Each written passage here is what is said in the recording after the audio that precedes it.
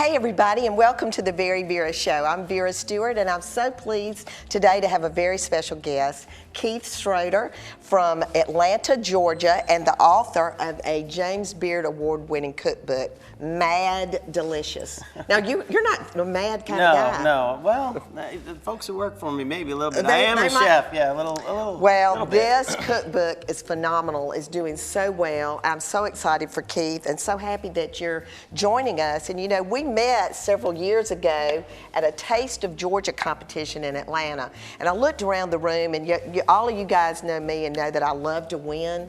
So I was kind of looking at the people that were in the competition thinking, you know, I've got this thing nailed. But then my eye kind of caught Keith over here.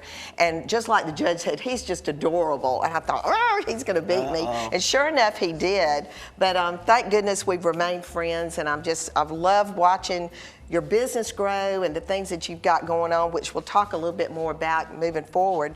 But as we go into the new year, eating healthy is so important. It's a great time for people to run out and get this book because the recipes are phenomenal. So what are we going to be doing today? So the first thing we're going to be doing is a wonderful, grilled salad. And that's going to be with radicchio, red onion, and romaine lettuce. Beautiful romaine hearts that we all got at the Fresh Market, yes? That's right. Beautiful, beautiful stuff. Now I love this salad because it's good really any time of year. I think of it as my extreme salad. So you can have it in the winter or you could have it in the heat of summer. It really works well in both seasons. So the first thing we're going to do here is make a very simple marinade that goes on both the romaine, the radicchio, and these very hearty quarters, and then thick sliced red onion. Oh, wow. And these are bitters. Quite bitter, and so the radicchio is going to require a little bit more cook time than the romaine, which really is just marked, wilted slightly, and then go from there. So I've got a little bit of salt there, a very moderate amount of olive oil, considering this recipe feeds 4 to 6 people, and then very simply some fresh squeezed lemon juice. Oh, that looks awesome. And you'll see a lot of that in the book, just some very simple marinades like that.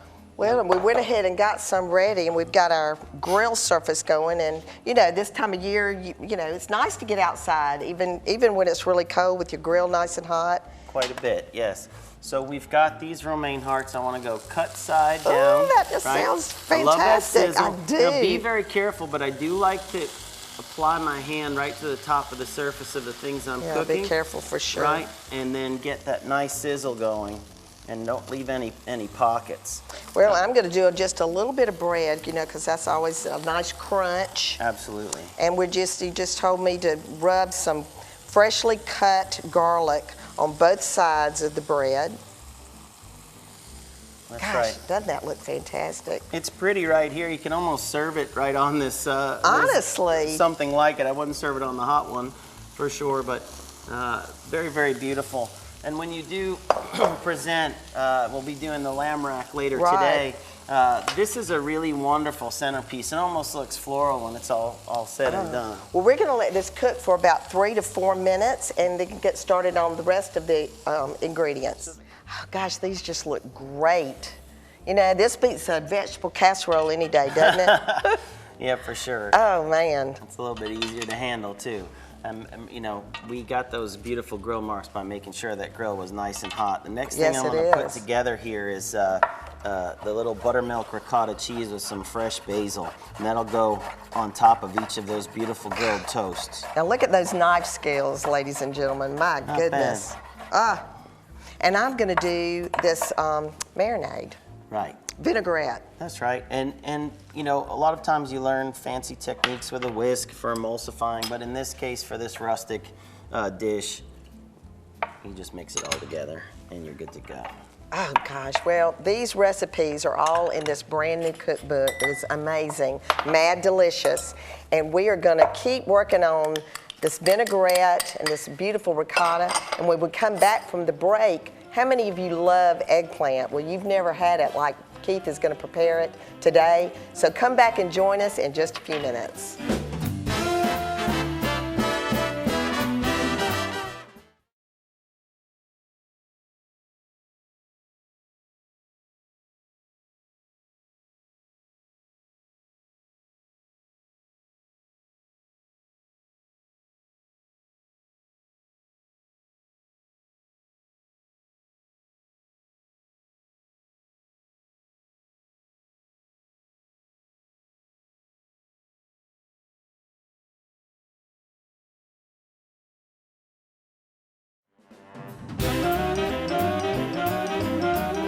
Welcome back, everybody. If you're just joining us, I've got a special guest today, Keith Schroeder out of Atlanta, Georgia. And Keith is the author of Mad Delicious, which is madly awesome, especially this time of year when we're all thinking about being on that resolution about eating healthy. But you know, the thing, Keith, that I think last night we did a book signing together and had the wonderful time, and the feedback from the audience about the way the recipes are presented. The engineers that said, you know, I came specifically because of the way you've done it. Those technically minded people tend to like the book because I explain the why of every ingredient and every technique. So it wasn't designed to appeal to men in particular, but boy, do men enjoy this cookbook. It is just great. And we are having a wonderful time today working on recipes that are incorporating ingredients that enhance a very simple vegetable, the lettuces that we just did, and we're going to do some eggplant. Right, and again, most of the recipes in the book are not necessarily designed to be light. They're just inspired by places around the world where they inherently eat more lightly than we do, particularly in the southern U.S., right? Exactly. So what we're going to do is do a Moroccan-Tunisian-inspired roasted eggplant dish. And Vera, you're going to combine there this Wondra flour that's phenomenal. It has a very granular texture to it, and it adheres to moist things really, really nicely, better than regular flour. You know, it's one of these things that you probably have not had a reason to purchase this, but I wanted to hold it up just so that people would understand the packaging on it, because honestly, to me, that is what makes this dish. Without a doubt. The finished dish is very, almost crusty on the outside. It's fabulous. Next is you're going to be putting a spice blend in there called Ras El Hanout, which Moroccans refer to as the top of the shop. It could be a blend of as many as 100 spices. The one that we picked up today has paprika, cumin, cinnamon, ginger, coriander. The other thing was cool in this one is rosebuds, actually ground rosebuds. Rosebuds? Saffron, bay leaves, amazing. It's a really nice mixture. And so shake that up, and then you hold that open. Well, and I want to say that, you know, while we were on the break, you got this eggplant cut up. Yes. And you just got to watch these knife skills because they're completely amazing. And, you know, you talk about the way you hold the knife and the different things, and I think that's part of what was so interesting to me in watching you, is how you have perfected that, and you can move so quickly doing it. This eggplant got cut up just like that. Well, I like to distill cooking down into its simplest form, so I'm not that type of chef that has 100 different knives. You know, I like my paring knife and my chef's knife, and I try to get good at that and the basic techniques, and then pay attention to the flavors of ingredients. And what do you recommend in terms of peeling and getting this eggplant ready, keeping it from turning brown while you're waiting to do this, or do you do this right away? I kind of do it right away. I'm not much of a do-ahead kind of person. Again, the thing in the book is that a lot of the recipes are quite simple, so that you don't need to do too much. And see how it's just sticking to the eggplant. It's just crazy. So, very simple recipe. Really, this is just three recipes combined.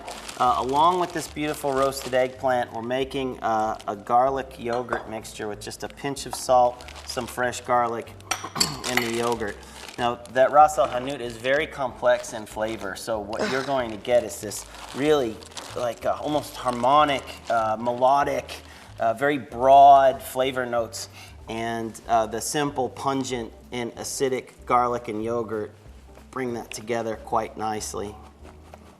And now I'm just dusting off the excess on that. Oh gosh, that aroma is just, and I think the thing that has fascinated me the most about the book is intriguing me to, you know, try some spices that I'm unfamiliar with. Oh, sure. And bring a new perspective to a vegetable that I've been eating for quite a long time. I'll tell you, like that Ras El Hanout in grits is fantastic. Just a little bit, and you fold it in at the end. Now you're talking Southern, Keith.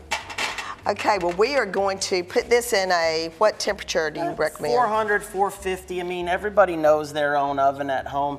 I used to have a baking instructor that used to say hot till it's done, right? Which I have learned to love, and it forces you to pay attention to the food. But I like a hotter oven for this, so you get a nice sear. You're also going to need to turn this. We've got pan spray on the pan, and so we do want every last bit of fat to absorb because we've gone kind of. Well, come back with us in just a few minutes because we're going to get started on a lamb dish that is completely phenomenal. So come back with us in just a few minutes.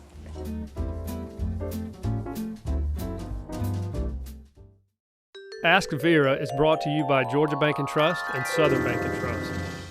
I've gotten lots of questions about New Year's resolutions, staying fit, maintaining energy, balancing career and personal, so I thought I would give you my testimonial on being fit at 50. I made a lifestyle resolution change about 14 years ago. I decided that with the age that I was approaching, I wanted to be more fit and energetic than ever. There are 2 books that I recommend if you'd like to join me on this journey.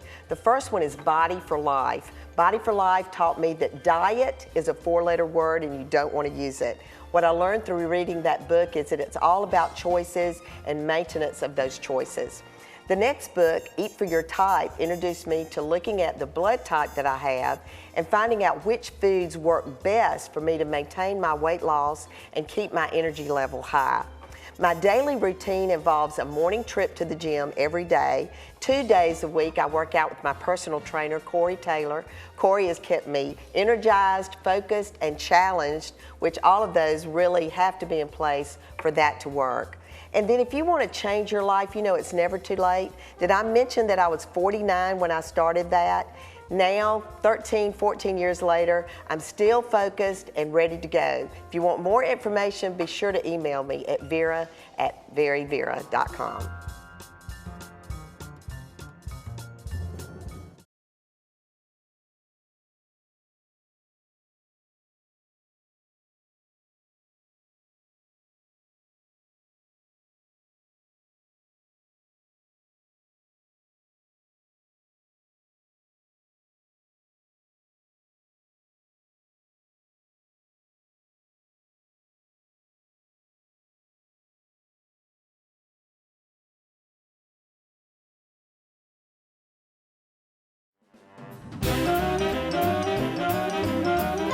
Welcome back, and we are doing some madly delicious food today. Absolutely, and having a great time with Keith Schroeder on the VeryVera show today. And while we were waiting during the break, we got the eggplant that you had dusted so beautifully with all of those aromatic seasonings. They're fantastic. It smells so good in here. Toss those around. Those are still roasting in the oven. And then the peaches that I smashed with the shallots, the olive oil, and the salt, you brought that to the center of the roasting pan because you're making a bed for beautiful lamb racks. And I don't want to go all the way with the roast here because they're going to be taken the rest of the way along with the lamb racks. What I like about this is I'm going to get a nice hard sear, and what you have with these peaches in contact with the metal is basically an insulator or a barrier, so you don't get an imbalance in that roasted eye, right? So think of this as an insulation. So absolutely, and you know these lamb racks, you can just go to the butcher at Fresh Market, tell them exactly what you want. They'll cut them fresh for you, but aren't those gorgeous? They are gorgeous. One of the things that I like to do, and I don't mention this in the book simply because I think I forgot, I'm using a lot of pan spray to keep things light, but if you score the lamb racks lightly, that's going to help render out some of that fat to help along with the cooking. So you could do a crisscross or just one line. It's not really for decoration other than helping some of that fat kind of melt out of there while you cook it in the pan. And I'll show you one with and one without. So we've had this, this pan up quite hot. A nice even spray here. And we're going to go straight into the pan, fat side down, okay? Gosh. You know, and lamb is the forgotten meat. Yes. You know, you just forget, and it is so tasty. The other thing that I learned while doing the book, and I was a sodium head, I would use salt on everything, tons of it, and you see a lot of chefs really coating things with salt. But what I've found is when I'm layering all these other vegetables and herbs and flavors, that salt has become more of a finishing thing for me. And when I put it on, particularly on individual plates, you're getting all that salt in the recipe. As I was doing the recipe, some of the salt would kind of leach off or get left in a sauce in the pan. I want you getting every last gram of salt, not gram, but every last drop of salt that you can get so that the dish is fully delicious, because salt really does help make things taste good. Things can be quite bland without salt. So we're going high. Don't do much in the pan now. Just let the high heat do the work. You want to look around the edges to see if you start getting that crust around the exterior. Other than that, that's all you're doing. Leave it alone. Okay, so now what have you got me doing here? All right, so this is a unique technique to get what normally gets rubbed on roasts to stick. So you've got a little bit of flour, lemon juice, a little bit of sugar to balance that salt sweet and help get some color in the oven, and some chopped oregano leaves there. Mix that up. After this is seared nicely, we're gonna brush that on the exterior of the lamb rack, and so that crust adheres. Is this why I had to take chemistry to major in home economics? I feel like the scientist in the kitchen. But you know, that's one of the things that the book is a learning book. And you represent yourself as a teacher. And I told you just a few minutes ago that at the book signing last night, you came across so entertaining but so informative. And reading his book, everybody, it is just, that's the way it comes across. It's easy to read. The recipes are not hard, but what you're introducing your audience to is the use of these fine seasonings, the things that you've never wanted to experiment with that bring out the true flavor. Correct, and I explain why. I mean, a lot of people, I think, look at cooking as artistry. I don't know how much I buy that. For me, it's more of a celebration of culture, and different cultures around the world have had different techniques evolved. When I was a young culinary student, everything was taught through the lens of French cookery, and I think that's a mistake. We have a big world. Well, we've got a surprise for everybody. We're going to do a contest. We're going to tell you more about it in the next segment, but when we come back, we're going to let you know how to win. We're going to give 3 of these cookbooks away, and there are going to be 3 happy people out there in the audience that are going to win these. So come back with us during the after the break, because this lamb is going to get done, and we're going to show you how to beautifully plate everything that we've prepared today. It's looking great.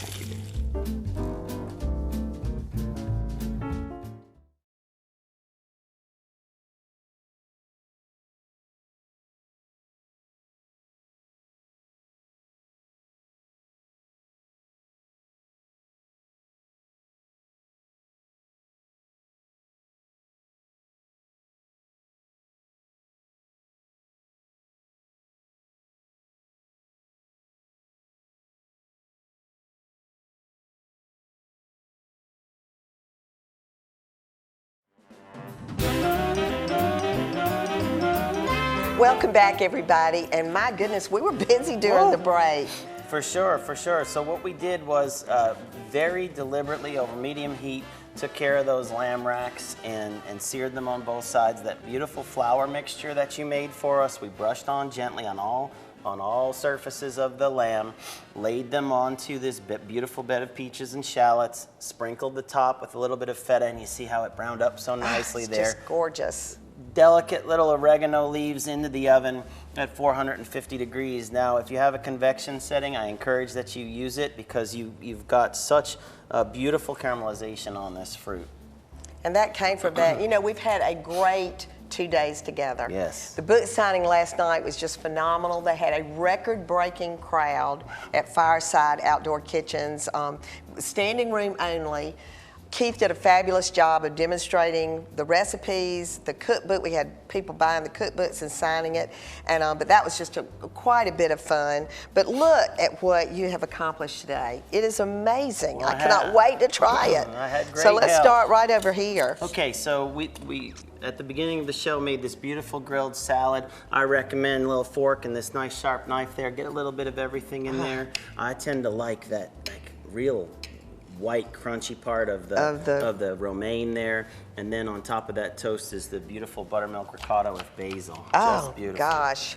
And that, just the way that this, you've got some that's done, and you know, your part about the bitters, you know, the grilling part adds to that flavor as well. It's really neat. And then we've got this roasted eggplant, again, that was dusted in the Ras el Hanout, that spice mixture with the Wondra flour, a little bit of olive oil. And it held together so well. Isn't that nice? The other thing I like too is it's just a simple little plating technique that comes from restaurant kitchens. Just take a brush and brush all that harissa on the bottom of the plate. Should I say I taste the rosebuds? Do you? I don't. It's so good. Oh, and look at that. All right, so again, one of the things that helped me keep the calorie count and fat count down in this book is using things that were saucy, but not using a lot of sauces, so to speak. Because you know, when you use a cream-based sauce or a sauce that's finished with a roux, you're throwing a lot of calories on the plate. So these crushed peaches are just beautifully saucy. And these are those summer peaches, y'all, that he put in the freezer. Remember I told you that? I told him that earlier in the season. I'm glad so happy to do it. Oh, that is amazing. Right, pretty simple stuff here, and then we're just gonna carve those lamb racks, right? But this is beautiful on either side. I like to just grab the... And really, you don't even need any garnish on the top of that because what you prepared at the end just, it looks beautiful, it's just right? sticking on there. So you It's can just keep it simple. Great. You could do a 2-bone cut or just Well, I'm going to let you cut that, and I want to talk about this contest because it's so important. The way you're going to win one of these cookbooks, Mad Delicious, is you're going to like us on Facebook. You're going to find our contest page right there on our Facebook page. We want you to like it and share it, and we're going to have 3 people that are going to win this book. It's just absolutely amazing. Look at that, medium rare, perfect. Unbelievable. You see that even pink end-to-end eye? It's just gorgeous. That's from that medium heat sear that we did and then constantly turn. Well, as I say, when I end this show, and I don't even want to go, I want this show to go on all day long, but no matter what you do, do it in good taste. Yes, ma'am. And as far as I'm concerned, my taste and guest just went off the top chart for 2016. You were phenomenal. I want you to come back and join us again next weekend for another episode of the Very Vera Show. Thank you so much, Keith. My pleasure.